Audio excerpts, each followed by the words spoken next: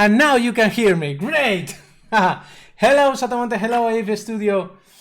So, the first news is one that I already gave last week in the English live streaming, not in the Spanish, but in the English. So I'm going to be fast with this news. It's just that Unity 2018.3 ships in beta. So it has several new features like new UI for high DPI screens or displays. It has RTX ray tracing in the high definition render path and post effect in the lightweight render pipeline. It has updates in the CPU and GPU light mappers, implementation of the Radeon Pro Render light map denoiser that is not optics denoiser and is not Intel OpenImage denoiser. It's a different denoiser, also based in AI, also based in GPU like optics, but GPU agnostic. So it will work with AMD or with NVIDIA cards. I assume it works with OpenCL. Now, Enlighten, the old light mapper render system, will be deprecated and will remain as an option until Unity 2018.4, supported until 2022. Updates to the animation and the Unity timeline. Let's see. Yeah, we have here the new UI, and we have here, well, some interesting pictures that I will put in the link, so you will get the link to this page. Now, updates to the animation in the Unity timeline make it possible to edit animation directly inside Unity using rig controls. Even create new animations, so animators rejoice! You are going to be able to animate inside Unity! No, sorry, no. Yeah, you are going to be able to animate inside Unity, but why? You don't want to animate inside Unity. So use it properly to make fixes to your animations.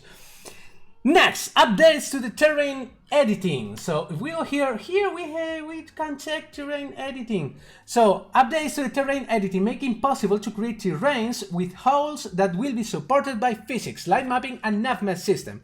So we can now create caves. Great, that's cool. That's very, very great. No audio. Yeah, there is audio. Now enter in play mode way faster. It has been improved a lot. When you press play, it will be faster, so it will allow you to iterate faster in your development process, so that's cool. And other small changes. Unity, as always, remain rental only, being free up to a revenue of $100,000 per year. The Plus plan up to $32 per month with a revenue under $200,000 per year, and the Pro plan for $125 per month, and it has no revenue limit. So that's the Unity licensing scheme. Next we have Foundry releasing Katana 3.2, and many of you will be thinking about what is Katana? Okay, Katana, it's a look and def and render system. It's like an independent system that can be fed with information, with animation, with objects, with Alembic files, with different type of cache files from any package. So you can have animators working over Maya and people working in other departments over Blender or 3ds Max, and all the information goes out from those DCC apps and goes into Katana to be shaded, lighted, lit, and rendered.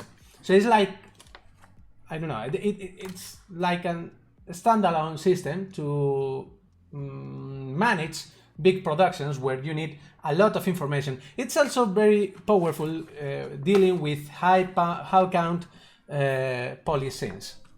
So next, so Foundry released Katana 3.2, and the new features is that they renewed the material node graph. Let me check, because I think, yes, they renewed the material node graph with a new left to right workflow, plus more user experience features, like collapse nodes, switch nodes to control the connections layout, or to be able to set up colored backgrounds to identify regions of the groups visually. We don't have any picture here, right? No, they like text. So they like text. Let's go to the Foundry the foundry.com, no, foundry Katana, yes, lighting and look development. So this is the website. What's new in Katana? Okay, discover Katana here. So we have here, check, this is the new node system. Also ability to create node groups, making it possible to create nested node networks, which is great to simplify the complexity of the node networks. Similar improvements will make its way to other node graphs in the future. So the things you may see now in the node graph for the materials, for the shading, you are going to see those improvements for other node graphs. Hydra updated to USD 19.05. What is Hydra? Hydra is the technology behind the viewport that was developed by Pixar and is based on Universal Scene Description, so USD.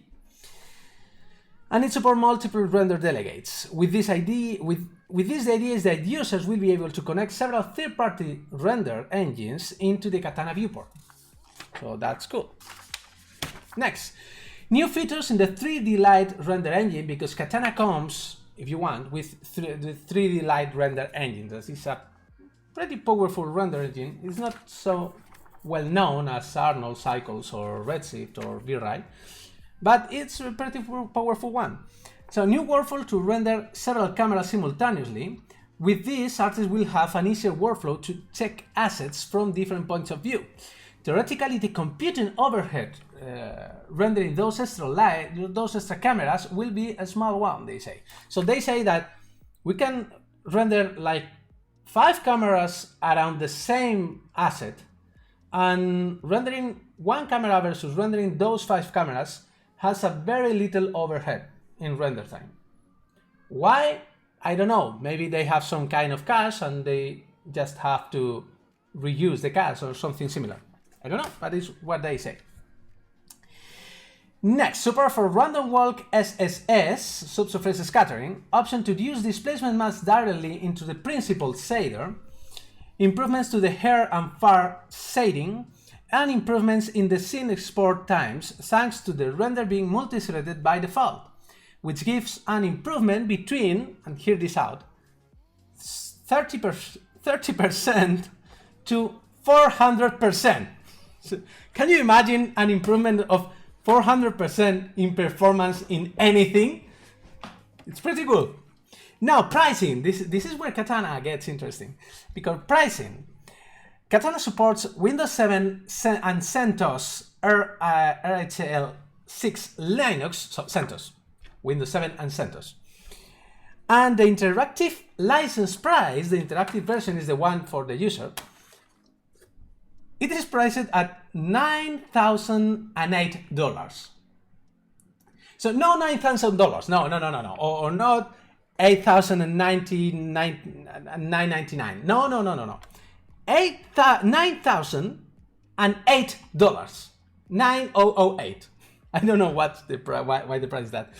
The price has been rising $400 since the release of Katana 3.1. Its render node, if you want a render node, because if you have Katana, you want render nodes. Why would you want Katana if you don't want render nodes? Cost $497, so $500, more or less.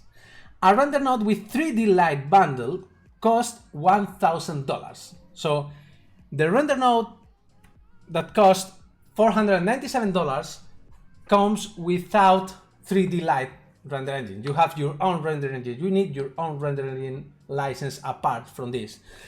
And with 3D Light, it costs $1,000 per node. The prices were given by the foundry to cgchannel.com. That is the website where I saw this news. So they made the inquiry to know the prices, and the prices were given by foundry to cgchannel.com. So if they are not correct, please correct me in the comments. Next, Substance Designer 2019.2. Yes, the summer update, they say. So in this summer update, Substance Designer has several new features. They already implemented support for Material X standard as a prototype. So it it's not like announced, but Substance Designer now supports Material X, and I think in the previous live stream, in the previous O.W.R.B, I already explained what Material X is. But basically, it's like a Substance, but in open source. So it's pretty cool. New tools to merge different LDR to generate HDR environments. Tools for editing the resultant HDR environments and ability to export a planar ground texture from the spherical HDRI. I don't know if we can see here. Yes, we can see here different tools to mix and to create HDR environments and to work with the environments. Synthetic plane, line, and sphere lights for the HDR environment, being able to position them in a 2D interface similar to HDR Light Studio. So now, let's see if we can... There's nothing here. I think some pictures are missing here. I don't know. But, okay, that means that you can place in a 2D interface, you can place like lights and play with them in a 2D space, and then they are represented in the HDRI, in the environment, so pretty cool. New physical sun and sky. iRay now supports RTX GPUs, but we don't have any info on the speed increases that this reports. So iRay supports RTX, that's cool, but we don't have any information about what is the speed improvement with RTX in iRay. Also several UX improvements like a dot node to reroute and clean graphs, ability to add favorites to the spacebar menu, and being able to drag the output from a menu now gives a list of possible compatible nodes to be connected with. So when you have a node, you can drag from that node to an empty space, and it will appear a list like this one with the compatible nodes that you can connect to it. So pretty cool. It's something that already happened in Unreal Engine, and it's a very useful feature. Performance of the node trees improved between 2 to 8 times, so not bad, for the library, and there is a new cache that will benefit working with huge node trees. Pretty cool. New version. Check the new version of Substance Designer. Next, Crytek releases CryEngine 5.6. And you may ask yourself, what is CryEngine? Okay, CryEngine is just like Unity or Unreal Engine, but it's made by Crytek, the authors of Crysis and many other games. And they have just released the version 5.6. And the new features are production proven and developed during the development of Hand Showdown, a new survival horror title that they are doing the development. So they have new features for materials, multi-layered microfacet materials to use the creation of different effects, amongst them wet surfaces. So if we go here, you can see here, these are the microfacet, multi-layered microfacet materials, or microfacet multi-layer materials. Next, support for area lights, making them part of the point light component, and use baked texture. So you can use area lights, but it seems that it's just for baked light. It's not for real-time lighting. A new inter-entity points to a storage system. Let's check if there is... No, there is no picture for this. A new inter-entity points storage system designed for complex mechanical assemblies, gears, for example. So you can just like assemble a machine inside the engine. It sounds pretty cool. If you use CryEngine, I'm sure you are going to enjoy this. New full body ragdoll IK system, that's cool. Support for pressurized volume cloth. So now you can inflate objects inside the game engine. An option to create ropes out of chains of mesh objects. Do we have any picture for this? Yeah, we can create ropes out of mesh objects. A new tessellated setting for CryEngine render ribbon. It smooths out joints in the ribbons created with the particle system. So basically, it smooths this. So instead of having like corners, when this is in corner, it will smooth out the result. Support for CRI middleware ADX2. If you don't know what this is, where have you been? Okay, I don't know it. I don't know what it is either. It seems that it's a third-party or a middleware software to do audio design. So now with instant playback when editing audio. So when you are editing audio, you can instantly playback in the engine. That's cool. New UI for NPC AI behaviors. Well, yes, we have this, but it's just a picture. And the CryEngine sandbox editor now also features control over project management to ease the setup of new projects. So you have now a project manager. That's good.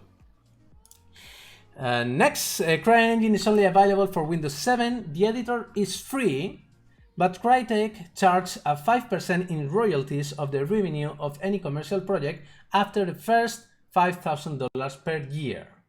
So similar to Unreal Engine. Next, bad news. Foundry discontinues Mischief, or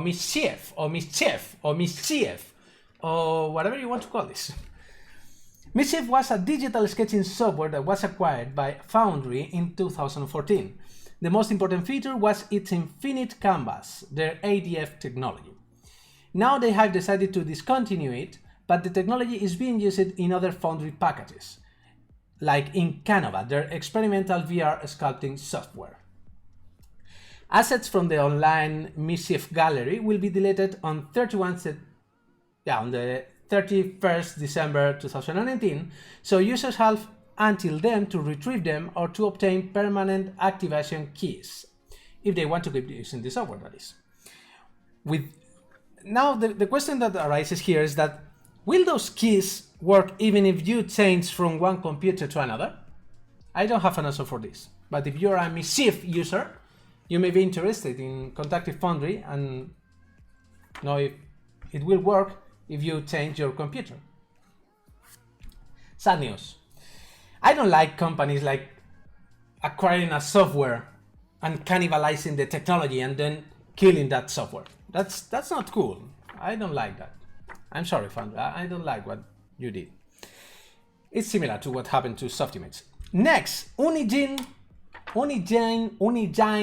whatever you want to call it, Unigine 2.9 released. And what is Unigine? No, it's not Unity and it's not Unreal. It's like Unity plus Unreal. No, it's not that.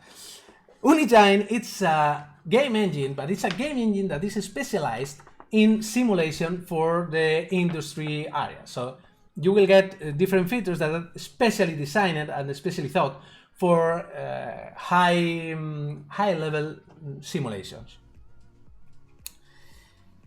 So they announced the new version which will include new features.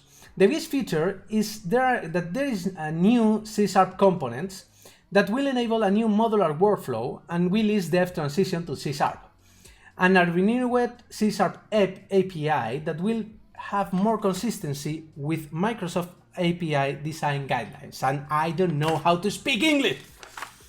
Okay, next. As you can see, this is not a short news program. Now they feature improved shadows. Realistic Penumbra basically is what we understood by area shadows, or shadows created by area lights. The farther the shadow is, the smoother it is. Smoother edges, a technology to smooth edges and avoid noise on artifacts in shadows. If we go here, we have here the new C# component system, and we have here some examples of the Penumbra. So we have an area like here, and the shadow is slowly fading with the distance. Now they have a revamped screen space subsurface scattering that we can see here in the plans. That basically it means better performance and better quality. So it's a win-win. Great. Integration for the Barjo VR1 headset. And many of you may know Oculus, Oculus Rift, Oculus Rift S, Oculus Quest, or HTC Vive, HTC Vive Pro, or Valve Index, or whatever. The Barjo VR1, it's a very special headset. It's not cheap, it's not a cheap headset, it's a headset for industry applications. And it's a headset specially designed for industry applications such as mining, oil and gas. The main feature it has is that it has a super resolution screen in the center of the user point of view and a lower resolution around it. And they can achieve a smooth transition between zones. So basically the center screen gives an impression of no screen door effect or any other problems present in lower resolution headsets. Yeah, Windows makes reality. Yeah, I have a lot of headsets here. I know every headset in the market. Do you want me to give also news about the VR industry?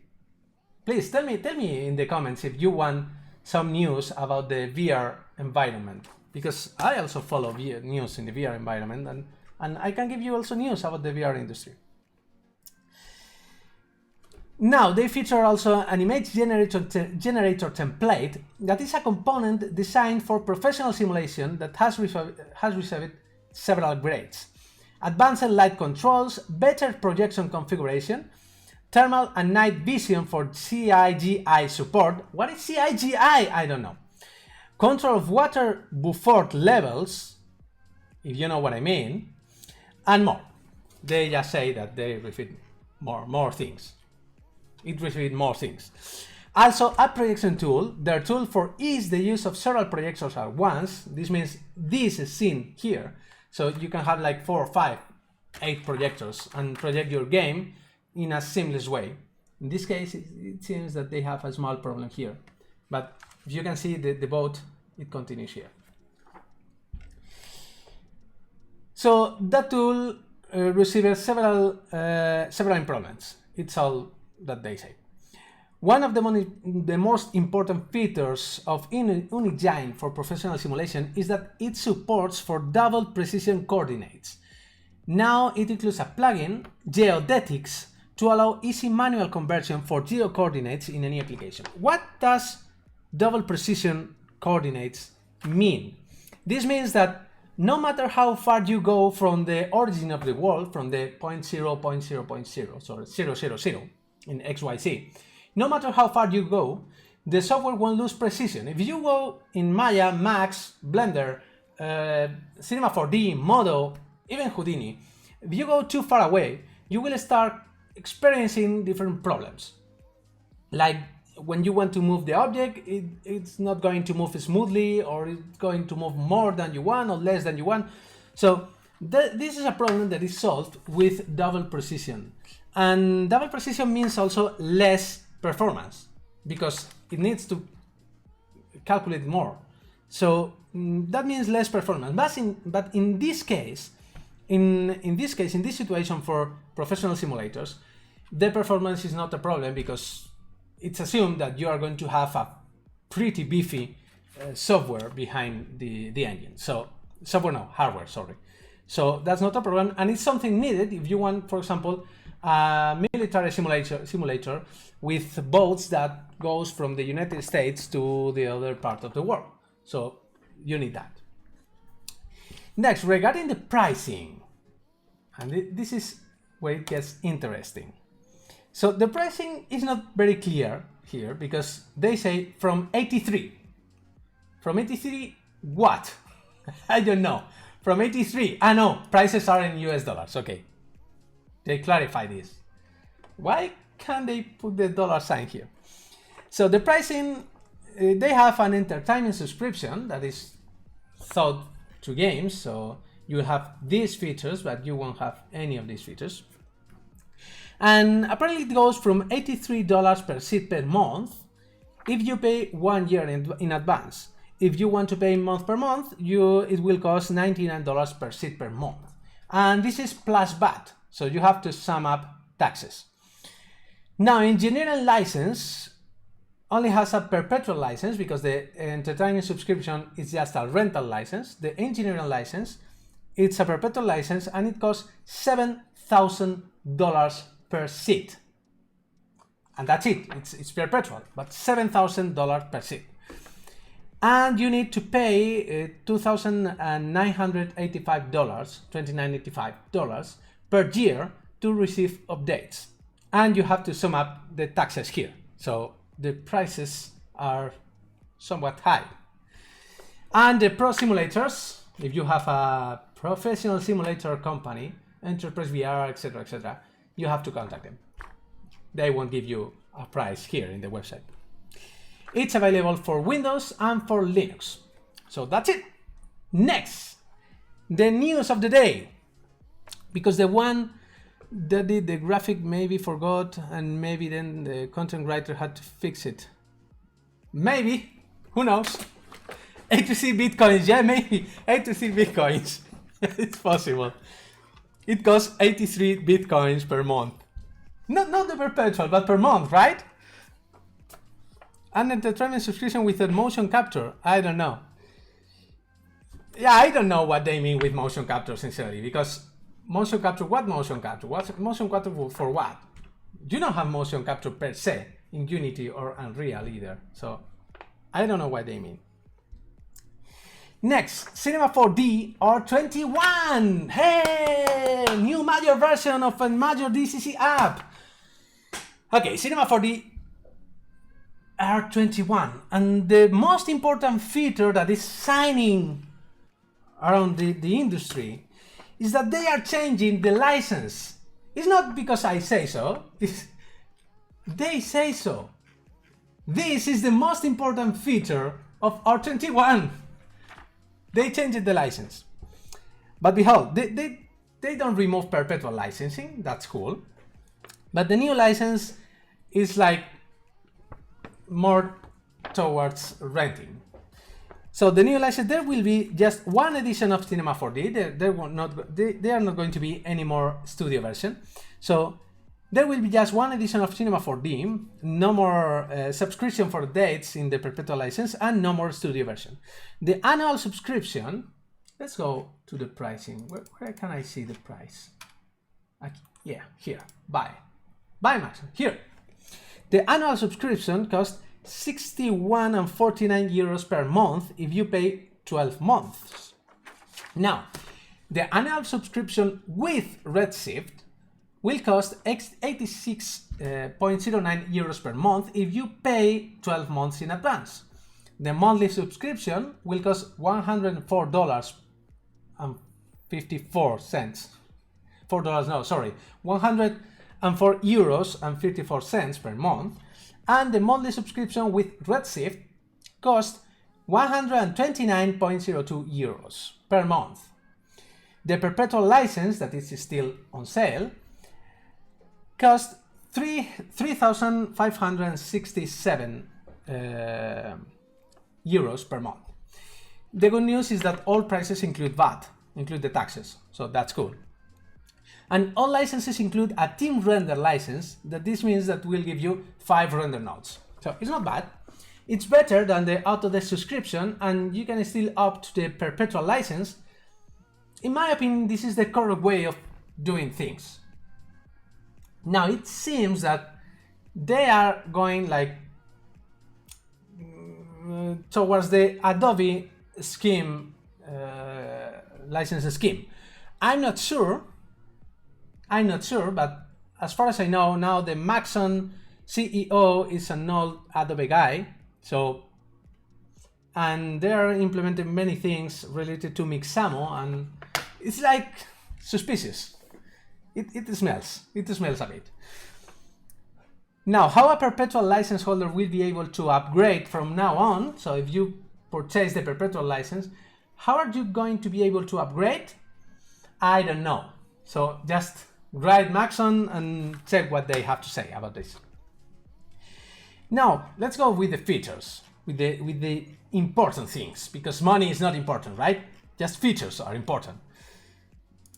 And features is funny because one of the most important features is new caps and bevels. It seems that bevel, it's on fire now in every DCC app. New caps and bevels. In general, they have improved the workflows with this. They will ease the work with fonts and text. Next, volume modeling enhancements, cast layer of multiple VDV layers for faster workflow. and vector volumes that allow to create different shapes to drive particles, dynamic effects, and MoGraph objects. So you are going to be able to paint or to model different volumes that will function like a force to modify the objects. This is the news. Next, Spline UI to define scale along spline. So they have improved Spline UI. I don't know what is this. Okay, improved UI for volume filters, vertex max for curvature, and new features of the modeling core, like being able to copy and paste polygons and points between scenes and objects. So this is cool, and they have more new features. Those Cinema 3D is not Cinema 3D, it's Cinema 4D. Don't forget 1D. They are Cinema 4D. They do 4D, right? They do animation. It's a 4D program. 3ds Max should be called 4D Max. 4ds Max. Maya should be called Maya 4D. On Blender. We have a hashtag in Twitter that is B3D. Now, Blender should be called Blender 4D because we do animation. We do 4D scenes. Now, let's go. So I lost my point. Animation. New field force dynamics object to use fields to control dynamic forces in animation. What does this mean? I don't know, because it seems like you can apply forces to objects, but I don't know how can you use this with a character. Of course, I'm no expert in Cinema 4D, so maybe a Cinema 4D user is right now like jumping and being super happy about it. But I don't know what this means. Sorry. Clarify it to me in the comments below. Now, improved field workflow. Channel mix fields, subfields, workflow enhancements, mask workflow, and define normal direction with fields. Hashtag B4D, yeah.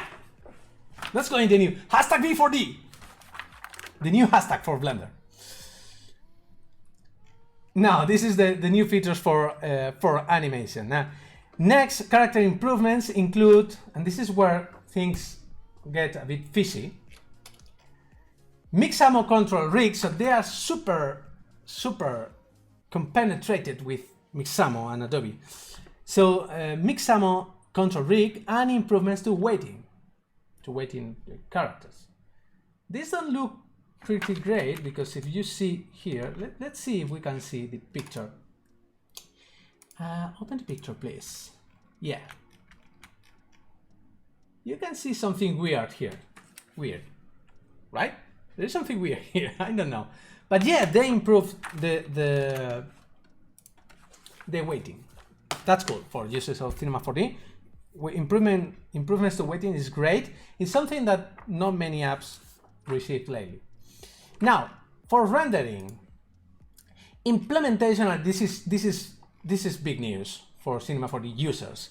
Implementation of Intel Open Image Denoiser. If you don't have Cinema 4D or 21, you may test Intel Open Image Denoiser in many other render engines.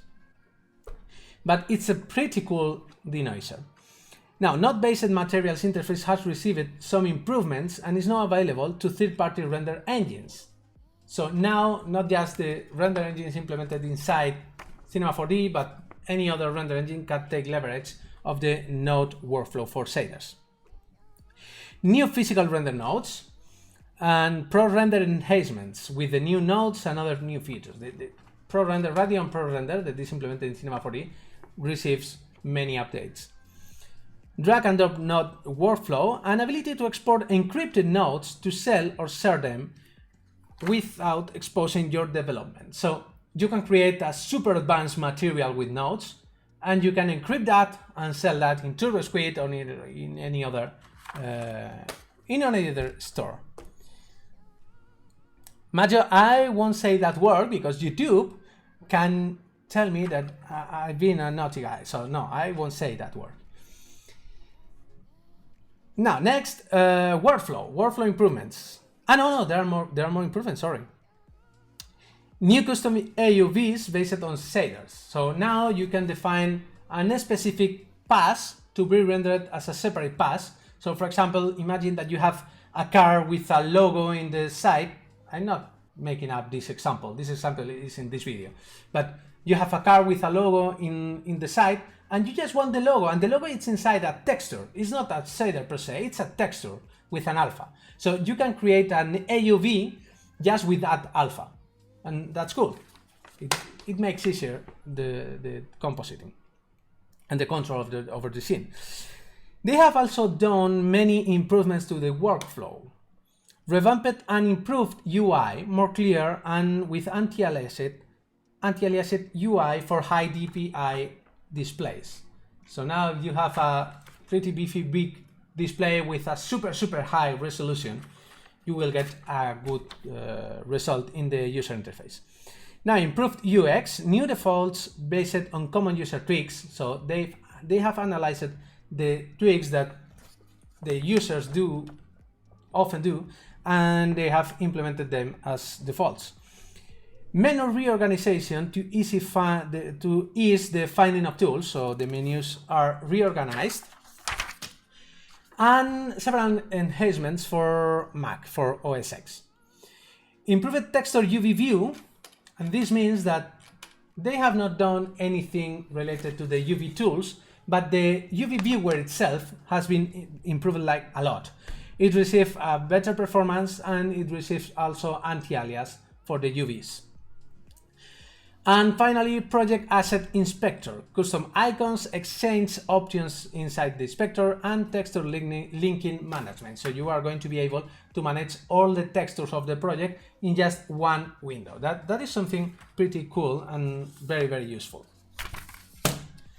Next news, and this is Cinema 4D O.W.R.B. It's not bad, it's great. Great release, I think. And the licensing, it's making users a bit, I don't know, they are feeling a bit of fear because they think everything is going toward rental-only licenses. But I don't know. For the time being, they kept the perpetual license. That's cool. Next, Autodecks, because Autodecks decided to start releasing a lot of videos lately. So Autodecks and artificial intelligence, they have released a video about a talk where they discuss different projects powered by AI, how AI could help artists in different areas. For example, one of the areas they treat is color finishing. So imagine that you just have to pick some shots that you did and you like the aspect, and artificial intelligence can pick those shots and configure the scene for you, but with very high precision. So it's not bad. And I'm sure they have many more things in mind. I will put the link to the post and the video in the description. And finally, this is the link to the video, but finally, a pretty cool thing. It is just a curiosity, but if you enjoy fluids, you will enjoy this website, because you can play with 2D fluid simulations in WebGL. So if we go here, this site allows you to play with fluid simulations in real time, and you see that this is stopped, but now I remove the pause, boom, and everything goes away, and you can play with this.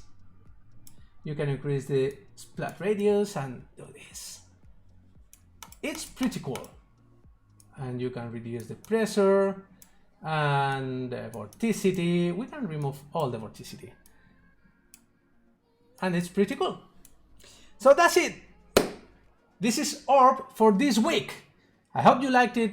I hope you like the news. I hope you are one of the Cinema 4D users that are jumping out of joy. And that's it. This is O.W.R.B, or Weekly Render Bread. So we will see each other next week. Don't forget to subscribe, press the little bell to know when I'm going to stream. I hope you like more this timing, because I think the other timing for the English speakers is somewhat bad. So I changed it to this hour. And that's it. See you in the next O.W.R.B. Bye.